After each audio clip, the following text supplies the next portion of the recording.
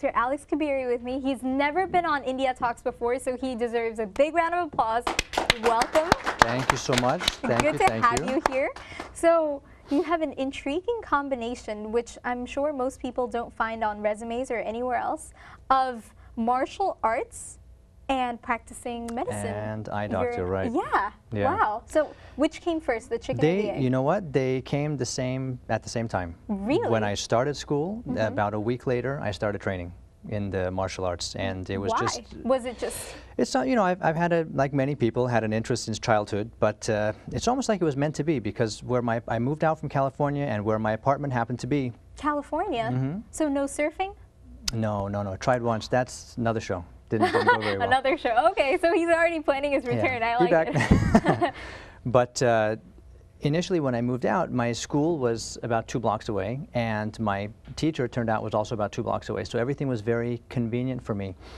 And I think it actually shaped my character in a unique way, because as I was receiving my professional training and forming my professional ethics and things, I was also having my character shaped in many ways by my martial training. And the two kind of came together and are sort of inseparable. And anyone who comes to see me at work will see I work a certain way, and I credit it all back to my training. I have seen you work a little bit, because these contact lenses I'm wearing, they're kind of from you. Yeah. So he's actually my eye doctor. So thank you. Thank you. If not for him, I probably wouldn't be reading that prompter. I'd be wearing glasses right now. You would. You'd just be reading it like this. I know. I wouldn't be reading it very well. Or it would have to, the camera would be right up here, so you can see the rest of me. But now let's talk about dry eyes. So I know you wanted to talk about this, and I've seen commercials. It's a commercial for, I don't know, some prescription medication for dry eyes, but what exactly is it? There are different types of dry eye. First of all, it's, you know, in an eye care setting, it's the most common malady of the eyes that any eye care provider runs into. More so than the most, more so than anything else.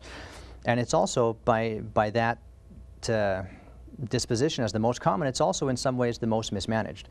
You know, studies have been done that show before someone even goes to an eye doctor for complaints that are consistent with dry eye, they've on average tried 3 or more brands of over-the-counter product. So it shows that there's, you know, maybe the pharmacist is recommending some, relatives, the media is recommending some, people are just walking into the pharmacy and just kind of buying things and trying things. Right. I've seen Visine commercials where for every thing you can think of, every little, oh, my eye's itchy, there's a Visine for that. Contacts, there's a Visine for that. That's their slogan. You know, it's an interesting thing that you mentioned that class of product, which we would consider to be products that contain a vasoconstrictor, topical vasoconstrictor, anything that gets the red out of the eye. You know, it's a little tricky, because a lot of those products, from any of the makers, a lot of those kind of products that get the red out of the eye, if you look at the box, you'll see some warnings, but if you look at the bottle, it'll say oftentimes for full warnings, see box. Well, the box is in the garbage now, because what do? As soon as you get it home, you toss the box, right? So if you really get a chance to read all the warnings, for many of those products that say they take the red out, they'll tell you not to use for more than 72 hours. If the redness or the irritation, whatever it is, that made you want to use the product to begin with, persists for more than 72 hours, go to an eye doctor. You know, so most of the over-the-counters, especially the ones that claim to take out the redness, have that indication, which most people don't know. And they use and they use and they use, and ultimately it can hurt them. Nothing happens. Things happen, but not the right things. Not the right things. Oh, okay. So how dangerous is dry eyes? It's not how dangerous is dry eye. It's if you're. Are we talking symptom management and just taking away the redness from the eye? Sure. Or are we talking what exactly about are the symptoms? Are there like managing a the condition? variety of symptoms? A variety. For dry Somebody eye? might notice that their eyes get red sometimes. They can feel a bit gritty or sandy. They can feel that, you know, my vision fluctuates a little bit. When I look at things, they're a little blurry. Blink a few times, they clear up again. Cold, windy, wintry day like today, you're outside, and that windy air, your eyes start tearing up a bit. Come indoors, the heat's on, your eyes start tearing up a bit. Waking up in the morning with red eyes after the heater's been on all night. People who drive for a living or do very visual work for a living, you know, reading a teleprompter, contact lens wearer. You know, interestingly enough, your lady, contact lens wearer, and dry eye will affect ladies more than men, especially as the years go on. Ladies much more than men. you know, you're young, so you're probably not taking multiple medications for things, but one day when you get to that age where you may be taking great, multiple thank medicines you. for things, if you look at the side effects for many of the medicines, a lot of people don't read the paperwork they get back from the pharmacy, but if they did, they would see that most of the medicines they take, many of them have a side effect of dry eye. So now if we say we have a lady who's a bit advanced in years, taking multiple medications, still doing visual work, it's very, very likely that she has some kind of a dry eye component. And the funny thing is, why I say in the beginning that it's often mismanaged is because, you know, people sometimes come in complaining of, well, my eyes are watery. And the doc says, well, you have some type of dry eye. And it just sounds counterintuitive. Well, if my eyes are watery, how could they be dry? Right. Doc must be wrong. Or, oh, I remember a long time ago someone told me to use a lubricant drop if my eyes are dry. Well, I'll just do that. I don't need to come back and have anything managed. So it's very important, you know, when you come in that your doc identifies the condition correctly and is able to start managing it from the beginning in a way that you understand. And you know that you have to work together, whether it's supplementing nutritionally, whether it's maybe changing the type of contact lens you wear, maybe it's modifying your work environment a little bit. Where are you positioned in relation to the fan? Maybe it takes prescription medications. You know, there is one that's out right now, which is a very good one, that helps to control the inflammation that dryness can cause on the surface of the eye, and also help the eye to produce more balanced tears. Maybe you need a little procedure where we actually put a small implant in the corner and block the tear ducts, slowing down the drainage of the tears, allowing your natural tears or whatever drop you supplement with to last longer on the surface of the eye. Quicker, more long-lasting relief. You know, these are things you can't get over the counter, but these are these are some of the solutions or the treatments. So for most people with dry eye, do these over-the-counter remedies work, or do a lot of them need further management that they're not getting? For someone who has a chronic dry eye, and there are different systemic kind of body conditions as well that bring with them a propensity to develop a chronic dry eye, no, over-the-counter is not in itself, in a nutshell, going to really manage and stop them from progressing. They'll manage the symptom acutely, they'll feel better for a few minutes, maybe a few hours, but over time the condition can progress. Now, when you think of a dry eye, what we're saying is that either the quantity or the quality or composition of your tears, of the thin layer of tears that normally covers and protects the front of the eye, something is amiss. Now, you think of your tears as having normally 3 layers, kind of an oily layer that prevents the watery layer from evaporating, and underneath the watery layer, kind of a mucousy layer that anchors the whole thing down. Now, there are glands that produce the oily layer and prevent your watery component from evaporating. There are also cells on the surface of the eye that produce the mucousy layer to anchor everything down. If your eyes are inflamed, sometimes you have decreased output of the watery aspect. If your eyelids are inflamed, sometimes you have decreased or abnormal output of the oily component. If you've been using different types of drops that you're not supposed to use, or if you've had prolonged inflammation of the surface of the eye, you can have a decrease in the cell count of what we call goblet cells, which produce that mucousy layer. So in any of these scenarios, you'll have an unstable tear film. These are not really things you can diagnose and manage yourself or with over-the-counter products. You know, you do want to go to the eye doctor for that. So what happens if dry eye goes untreated? If it's untreated, you know, it has been shown in many cases to be a progressive problem. So and if we think how does it progress? How does it progress? What happens is as the eye is inflamed, you have decreased tear output, and then which in turn brings a drier and more inflamed eye, and then down the hill you go.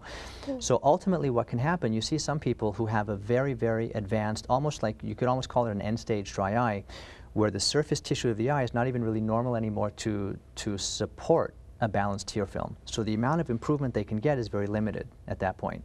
So like anything else, when you're talking about your health, if you can catch it and get on top of it early, if your doc can tell you you have a problem before you come in saying, oh, you know, I think I'm having a problem, it's going to be caught much earlier and you're going to get a much better outcome. So what you just said about end-stage dry eye, once someone gets to that point, is it affecting their vision too? It affects the vision. It affects the quality of life in many ways. They have chronically uncomfortable eyes. You know, your tears are really the first optical element of the eye. Having a stable tear film on the front of the eye is crucial for seeing well, for seeing normally. You know, if you're thinking about having eye surgery, if you've had eye surgery, you know, and you're a little bit concerned about your visual outcome, some people actually have a dry eye component as well, that if it's managed well, they realize, you know what, I'm seeing very well. You know, my surgery was actually great. My blurry vision had nothing to do with that. It was just related to a dry eye that was never managed properly. Wow, okay. Well, thank you for all that information. And you mentioned just like anything else, people should go to the doctor when they realize something is amiss. Sure. And that kind of brings up this thought. I don't think eye health is really a primary concern for most people. People generally schedule regular visits with their doctor, their primary care physician, and they make sure they go once a year, once every 6 months. But I think eye health kind of takes a backseat. I know I have several friends my age, around 20s, who haven't gone to get their eyes checked in a couple years because they're Sure. kind of like, I see fine. I think I haven't seen you myself in a couple of years, so you may be overdue. But if you know, it's funny you mentioned that people go to their primary doctor, because even if you're talking about the eye, about 80% of the ocular allergy prescriptions for eye drops are written by the primary doctor. So you know, I kind of understand. I guess if we get to a point where where you spend your day off going from the primary doctor to the eye doctor to the rheumatologist to the cardiologist, if you can cut somebody out of the loop, I guess you know you'd love to, right? And salvage part of your day off. But when you go to the primary doctor for some of these things, you know, they're not always equipped just by the equipment that's in the office to really take a good look with a microscope at the front surface of the eye, take a good look inside the eye, run tests on the structure of the eye and the function of the eye inside, and see, is your eye really healthy? You know, so you might ask them, can you help me with my acute problem? And they can. They're knowledgeable enough to do that, but that doesn't take the place of going and having a complete eye exam. Many people, there's still a perception floating around that, well, I go once every 2 years and I check quickly for glasses, or once a year for contacts, whatever it is. You know, that's to help you see clearly. Making sure that your eyes are healthy to continue seeing clearly is another thing. Separate story. Separate story. So how often should people have their eyes checked? Not Very just different. for vision, but the entire... If there's the really whole no thing? problem and everything is, and they're very healthy, vision is excellent, no what we call ocular surface issues like dry eye allergy, blepharitis, nothing like that, not wearing contact lenses, you know, once a year is fine. Someone like you, let's say contact lens wearer, we're going to be heading into allergy season soon. The weather is such now that your eyes might get dry. You know, somebody like you, I'd prefer to see, let's say, on a 6-month basis, as at 2 different points of the year as the weather changes, and see how are we doing with the lenses. Do we need to start any eye drops? Do we need to maybe change the drops at different points of the year? Okay. Well, thank you for all that information. Sure. It's great having you here, but you're not done yet. We're going to see a martial arts demonstration. I don't know if we'll have time to speak after it, so can you tell us what we're going to see? Sure. The art that I have a 4th degree black belt in is called Zujitsu, and Z-U-J-I-T-S-U. You can go to the website, www.zujitsu.com. It's named after the founder of the system, Master Zulu. And I've been his direct student since 1996. And it's a bit different, you know. It's not... You're going to see a lot of the artistic side, what the creative side of the martial art. You're not going to see so much of the robotic type of repetitive drill that's stereotypical to martial training. That stuff has its place, but while we have done that as the foundation, that's really like, let's say, our alphabet, our ABCs. Now, if you think of the alphabet as an example, there are 26 letters, but no 2 sentences are the same, right? Right. Every book is different, right? You're gonna write We're a not adding letters to the completely different alphabet. novel. The basics are the basics, but depends who's applying it, right? Right. So what we're going to show you is a nice creative movement drill, one that we do in our system, that helps us get through our alphabet. The techniques are not complicated. You know, qualified instruction is always a necessity, but the techniques aren't complicated. It's how you get to them that allows you to be adaptable and deal with a dynamic situation that may happen in a self-defense situation. Well, I'm very excited to see it, and viewers, stay tuned. You'll get to see your martial arts demo in just a few minutes, and we'll let you get ready. He has to change. He's not going to do that in this. We're not going to let him ruin a completely good sleep.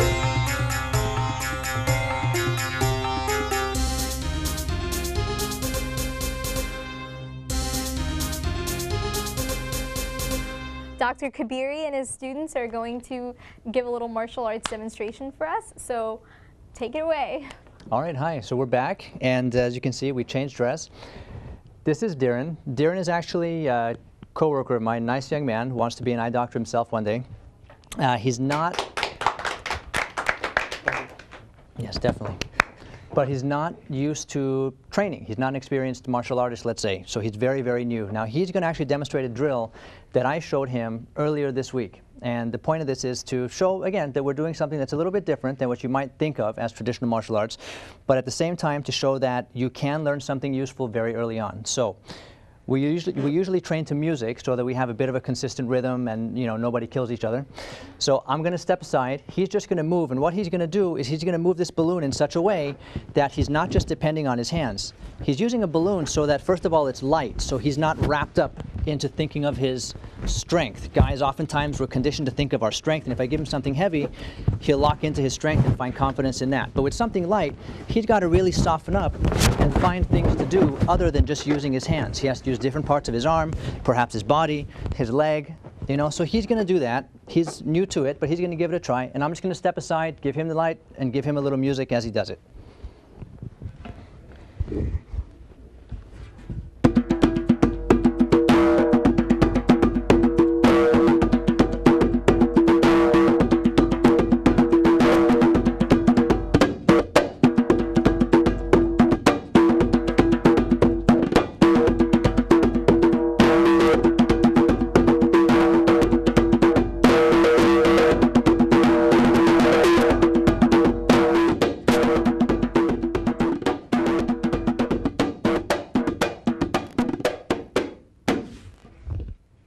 Excellent, Darren, great job. Great job, great job. Okay, now to show, he's a beginner, but to get somebody with a little bit more experience, Carlos is going to come on. Carlos actually, prior to working out with me, he has a black belt already in Taekwondo and Hapkido. He's going to do the same thing, but we're going to see, based on his prior training, how he's able to move differently and supplement what he knows with such a simple drill.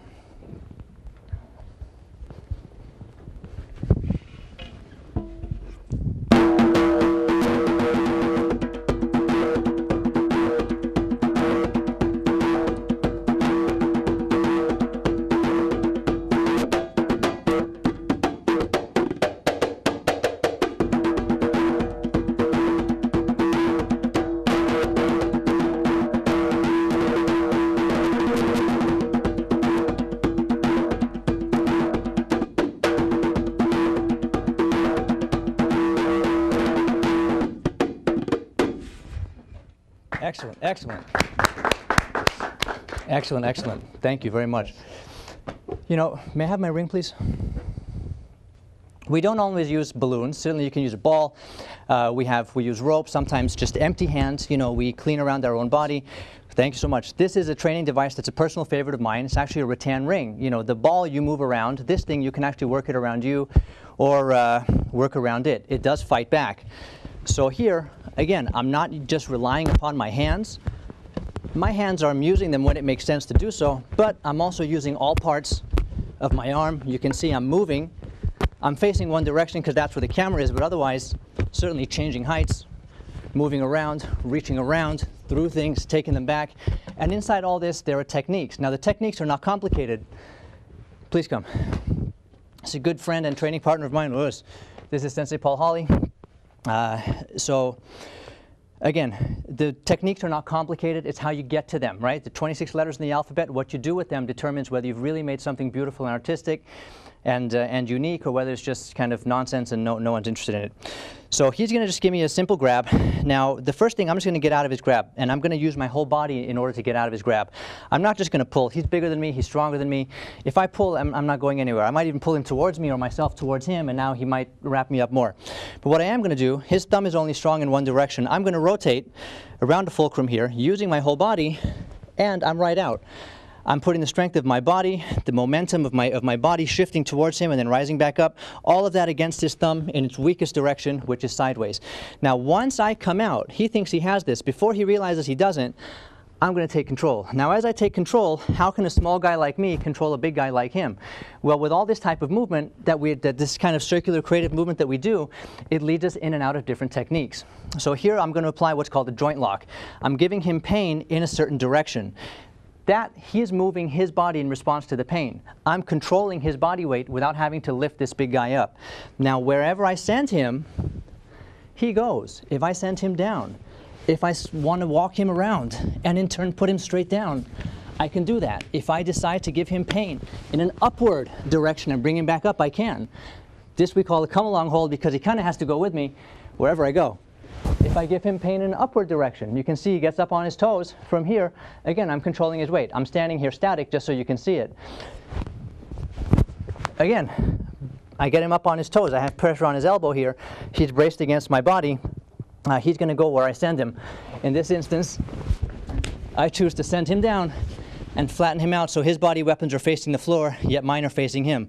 You know, if I was to start to apply pressure, he would move, or in training, tap to signify that he's receiving pain, or suffer damage.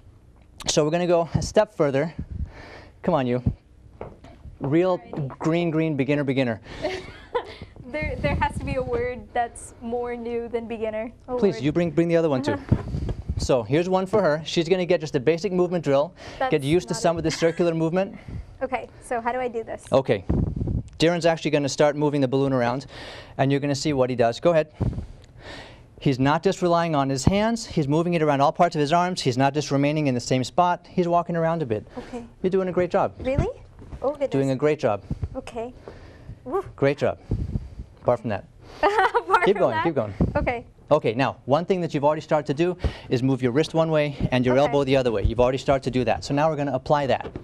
So, Carlos, come. We can agree he's bigger and stronger than you. Can we agree on that? I think so. Definitely agree. Okay, so they can see, just grab her left wrist with your right hand so they can see the grab. Okay. With your other right hand. That left and this right. Done deal. Okay. So what she's going to do, I mean, you can see he's got quite a grip on you. What you're going to do is you're going to step towards him and sink and point your elbow to the floor. Can you do that? Point your elbow to the floor. Elbow to the floor. Right. So that would be, go ahead, do it again. I see what you're saying. Right about there. Okay, now you're going to do that, but this time you're going to exaggerate it a bit just so you can get the feel of it and bring your elbow up higher. I'm not saying strike him in the chin, but bring it up higher. So if he grabs me, I'm going to step and I'm going to bring it up higher so I'm clear of his grip, if that was what I chose to do. Okay. Really? Pretty good. You're pulling to the side, which you shouldn't. Okay. I would go a little higher, straight up. Much better. This is really cool. Now he's okay. That ow, because your skin, right? Yes. Your skin, he got a little burn. So you know that this big guy was actually grabbing you. Right. And you just got out of his grip. And that the ow gave it away, that he actually tried to hold you and you got out. Thank you. Great job. Great job. I was worried if I should say don't try this at home. I tried it almost at home because KPTV is my second home, and it's perfectly cool. So where can viewers But she did, I'm sorry, she did try it with qualified instruction. She didn't just say, come here, grab my wrist, and let's start twisting things. I don't support that at all. No, shouldn't do that. Definitely not. But where can viewers go to learn more? You can check, Carlos, the website. That would be jacksonheights.kidslovemartialarts.com. jacksonheights.kidslovemartialarts.com. Classes should be on the bottom of your screen right now. Martial arts rocks. Kids. It's on the bottom of the screen, right? It's on the bottom of the screen. Sure. Okay, certainly you can email me, senseikabiri@gmail.com, senseikabiri.com if you have questions, you want to find out about training, if you have a group or an organization and you want a few of us to come down and maybe do a specialized class tailored to a need that you have, we can certainly do that, okay? Adults, kids, you know, different fitness levels, men and women. You don't have to be a professional or semi-pro athlete to come in and do this stuff, as you can see. So you have beginner classes as well? We just had one. Yes, we did. Yeah, we did. Yes, we did. And you have self-defense classes? We do indeed. Does that fall into the Indeed it does. well? Indeed it does. Our art is really what we call an art of self-defense. Well, thank you. Thank you so much. If people want more information on dry eye or any other eye health issues, where can they visit you? I work with Dr. Sajid Malik, Malik Eye Care, www.malikeyecare.com, MALIKEYECARE.com. 718-464-2020. We have another office in Jackson Heights as well, 718-651-2200. And that's also on the bottom of your screen. So thank you so much for Thank all you the so great much. information. Great having you Nice here. bow. Thank you Okay. so much. So Great job. wait, where does that come from? Do we have a couple more minutes? How much? We have 30 seconds. Okay, so where does that bow come from? Where does the bow come from? As I learned it, okay, now the further back you go and different routes, you know, you might get a slight variation of this or maybe a significant variation of this, but as I learned it, I'm showing respect for the space that we're in, what we're about to do. I'm putting my ego aside, and you know, when we train, we're trusting each other with our most valuable asset, which is our health. If any of these guys went nuts with me or I went nuts with them, someone's going to get hurt. They're not going to walk out the same way they walked in. That's not okay. You know, in fact, they're training so they can protect themselves if they have to protect their health. So that's really, as I understand it, what it is. Okay, well, let's bow. Thank you so much. Thank you for being here. Thank you, guys. And thank you for watching this episode of India Talks. Hope you had fun with martial arts. That's something we've never had here. And if you want to participate in India Talks, email us at indiatalkstv@gmail.com. Like us on Facebook. Thank you to the crew. You worked really hard. And watch us here next month on February 22nd. Bye. Until then, have a great month.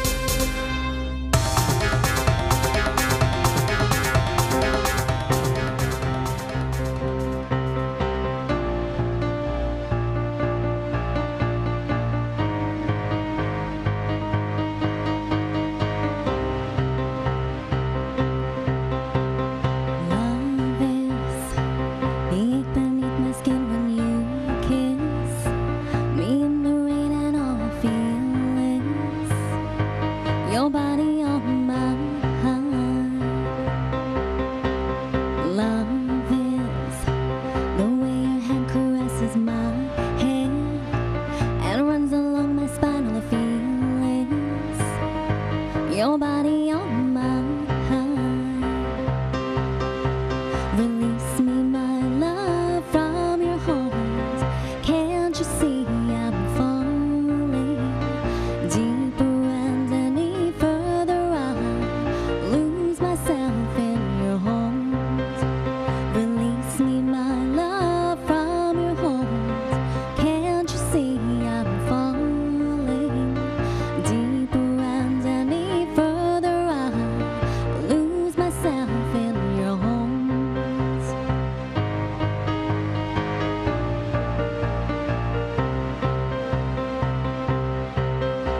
Your name is upon my lips, and I cannot find my way without your touch, and I know it's I want your body on my